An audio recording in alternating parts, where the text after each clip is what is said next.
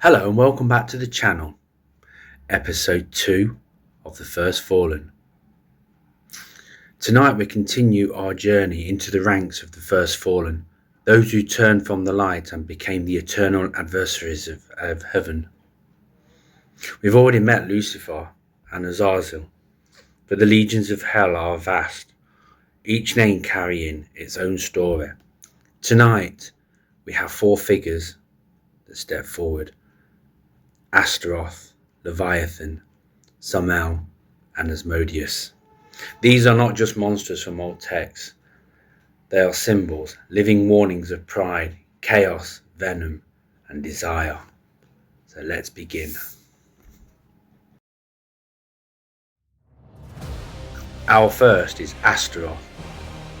Astaroth's roots go back thousands of years to the ancient goddess Astarte, worshipped as a bringer of fertility and war. But when the old gods fell out of their favour, their images were reshaped. Astarte became Astaroth, a duke of hell, his name forever twisted. Demonologists describe him riding a dragon-like beast, carrying a serpent in his hand, and speaking with a stench so foul it drives mortals to madness. He is said to know every secret of the past and future, and he always uses that knowledge to corrupt. But Astaroth doesn't tempt with violence. His weapon is wisdom turned rotten. He offers shortcuts, forbidden truths, and dangerous knowledge that leads his victims into despair. He represents sloth and laziness, but not just physical idleness. It's spiritual laziness, the temptation to give up discipline, to take the easy path, to accept decay instead of growth. That is Astaroth's whisper. Why struggle when surrender is easier? Our next one is Leviathan. Leviathan is older than demonology itself.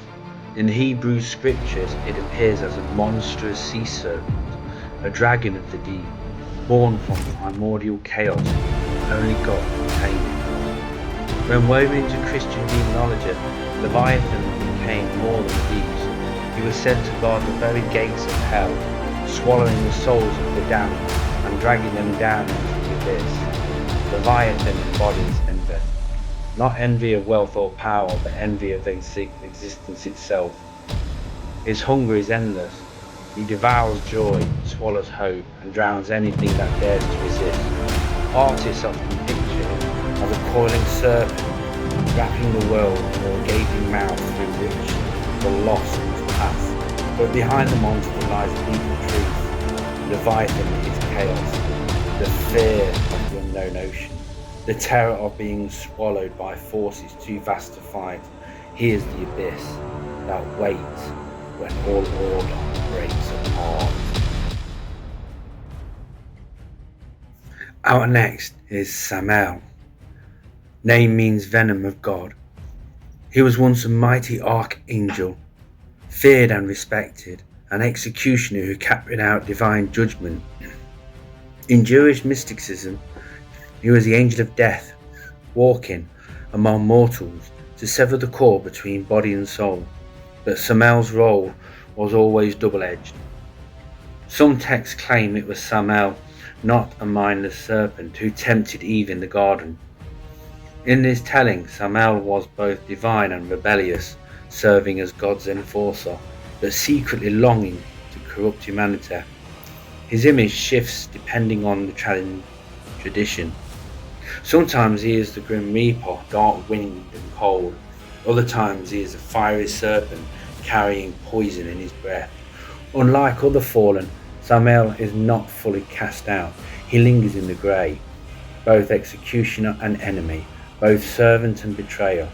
That tension makes him one of the most unsettling of the fallen, because he shows how easily the role of justice can twist into cruelty. Well, there you go on that one.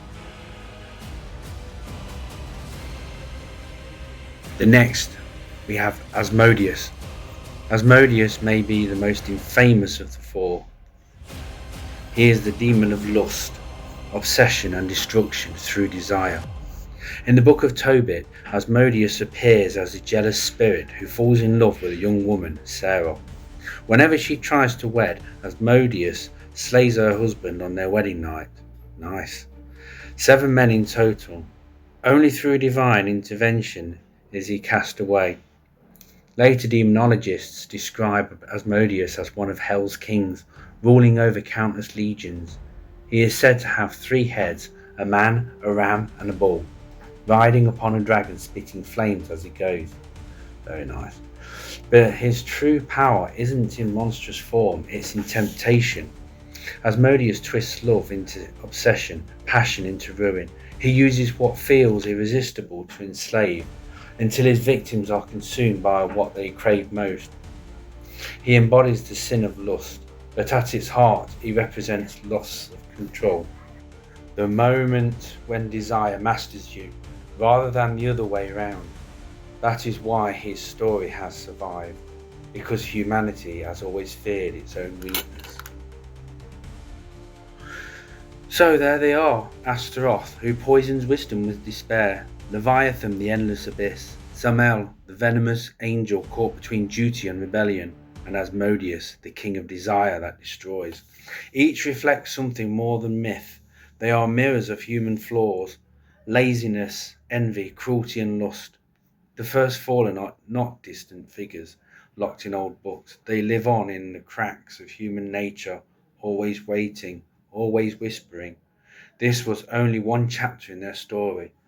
More of the fallen wait beyond the veil, each with their own tale to tell. So stay with us, the descent is far from over. So thank you for listening and thank you for watching. Tune in to the next episode in The First Fallen.